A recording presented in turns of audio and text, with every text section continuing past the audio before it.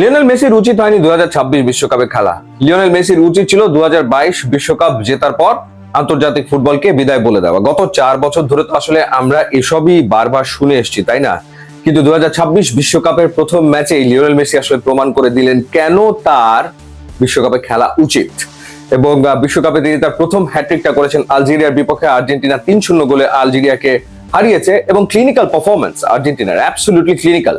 খেলা থেকে মনে হচ্ছে যে 2022 সালের যে আর্জেন্টিনা চ্যাম্পিয়ন টিম, ঠিক তাদেরই আসলে খেলা দেখছি। এবং মেসির কথা বলছিলাম, এই কদিন পরেই তার বয়স 39 হয়ে যাবে, এই মাসেই। তো সেই মেসি প্রথম যে গোলটা করলেন, যে দুর্দান্ত গোল, মনে হলো যে 2005-এর সেই 19 বছরের লিওনেল মেসিকে আসলে দেখছি। এমন গোল তিনি আসলে করলেন, সো ক্লিনিক্যাল। এবং বলছিলাম যে আসলে 2022-এর যে দলটা ছিল, সেই দলটাকেই তো আমরা আলজেরিয়ার বিপক্ষে মাঠে দেখলাম। সেই ডিফেন্সে রোমেরো এবং লিসেন্দ্রো মার্টিনেজের চমৎকার আন্ডারস্ট্যান্ডিং। এরপর মাঝ মাঠে আমরা দেখলাম এনজো ফার্নান্দেস, ম্যাকঅ্যালিস্টার, তারা ক্ষিপ্র গতিতে বল রিকভার করছেন, তারা বল কেড়ে নিচ্ছেন এবং অ্যাটাকিং থার্ডে তারা বল সাপ্লাই করছেন। একটা জায়গাতেই একজন নেই, সেটা হচ্ছে ডি মারিয়া, যেই জায়গাটাতে আর্জেন্টিনা ডেফিনেটলি কিছুটা হলো তো স্ট্রাগল করেছে, সেটাকে কভার আপ করার চেষ্টা করেছে।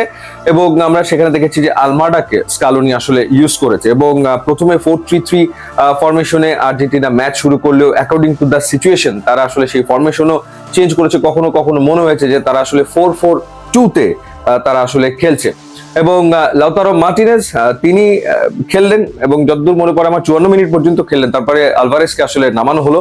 লাউতারো মার্টিনেজের পারফরমেন্সে আসলে স্কালোনি খুব একটা খুশি হননি। আর এই টিমে যেই ঘটনাটা হয়েছে, মানে ডিএনএটা 2022 ওয়ার্ল্ড কাপ দলের ডিএনএ সেম যথারীতি। লিওনেল মেসি প্রথম যে গোলটা করেছেন, সেই গোলটা তো ডি পলের পাস থেকে তিনি আসলে করেছেন, দারুণ একটা গোল ছিল। এবং সেকেন্ড গোলটা যেটা তিনি করলেন, সেটা তো ম্যাকঅ্যালিস্টার একটা দুর্দান্ত পাওয়ার শট নিলেন, গোলকিপার কোনো মতে ফেরানোর পর মেসি সেটাকে আসলে প্লেস করলেন। সো একই রকম, মানে ঠিক একই রকম।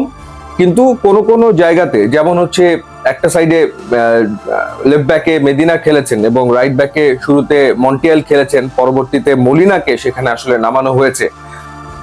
অনেকে বলবে যে আর্জেন্টিনার এই টিমটা গতবারের তুলনায় একটু হয়তো স্লো হয়েছে, বাট ইউ নেভার নো, এটাই হয়তো বা ট্যাকটিক্স।